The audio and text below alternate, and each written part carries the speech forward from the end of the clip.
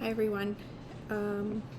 So for question number 1, what did I find most interesting in this week's readings? What are some aha moments that you had?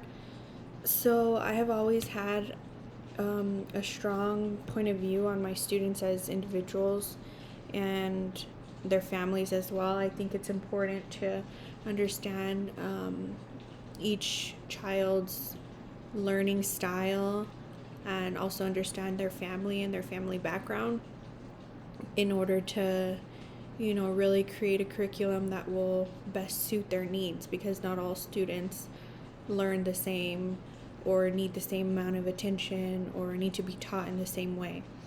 So this week I learned that part of professionalism in teaching is having a set of ethical guidelines. And the NAEYC's Building Professional Competencies article stated that it's important to acknowledge families' child rearing values and their right to make decisions for their children and meeting the needs of each individual child. Parents and a child's home environment has a large effect on a child's education. So I now know that it is part of professionalism and not only my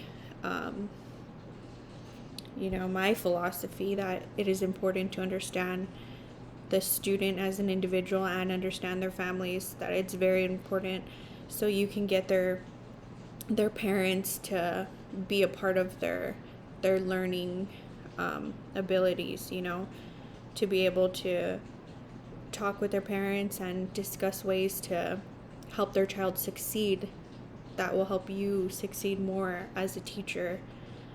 And so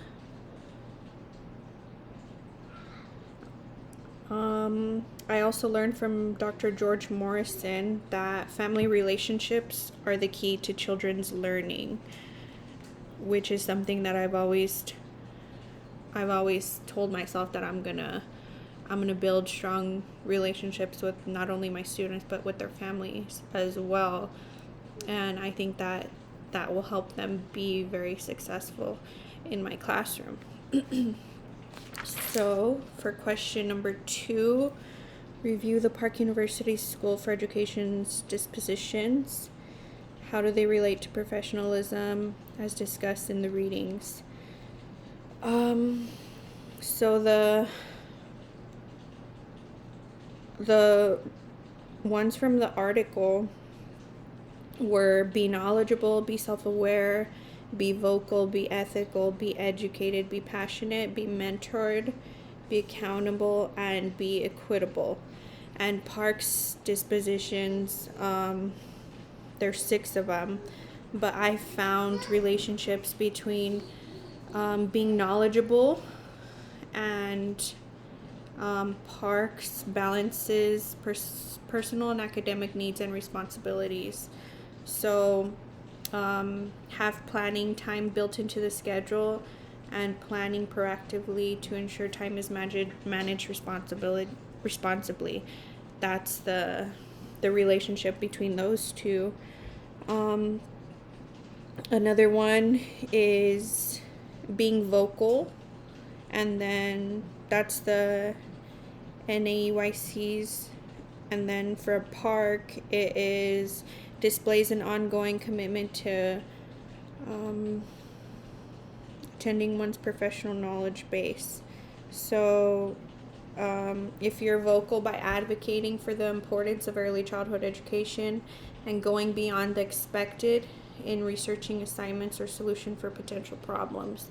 So those relate to one another, because if you're advocating for, not only your classroom, but for the rest of, say, kindergarten grade level, then your voice will be heard. It says be vocal, and that's what makes the most difference.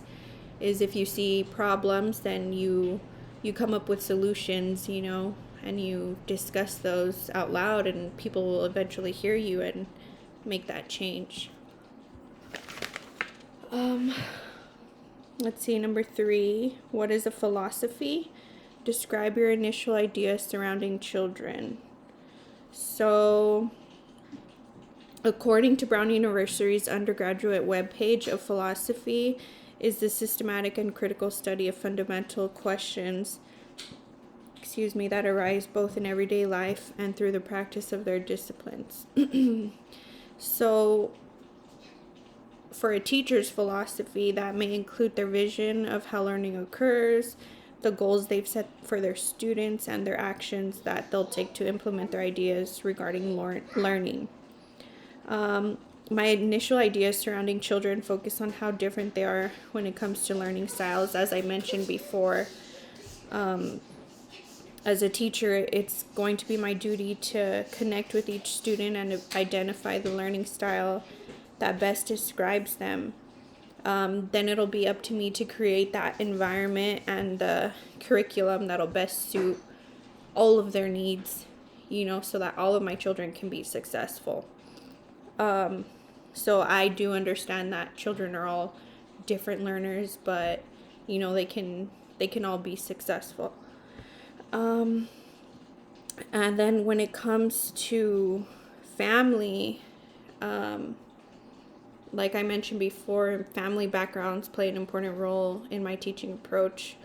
So a child's home life can have a great effect on their education, and having the ability to understand if the child is having issues at home can help me determine the goals I should set and the actions I'll need to take to make sure that the child succeeds.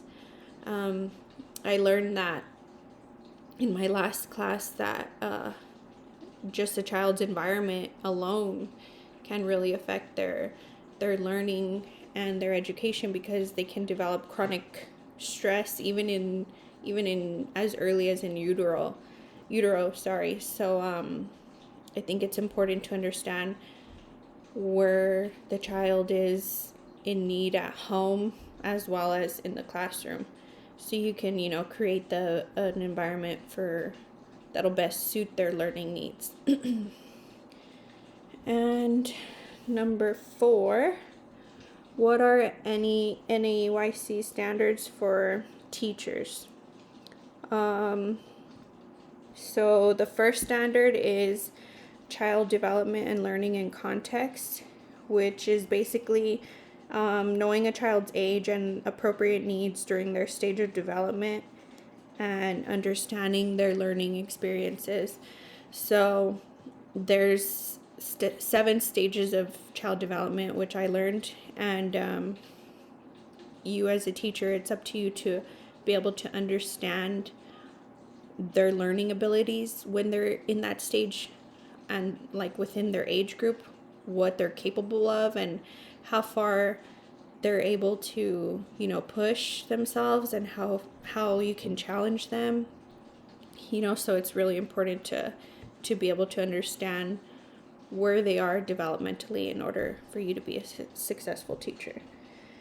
The second one is family-teacher partnership and community connections.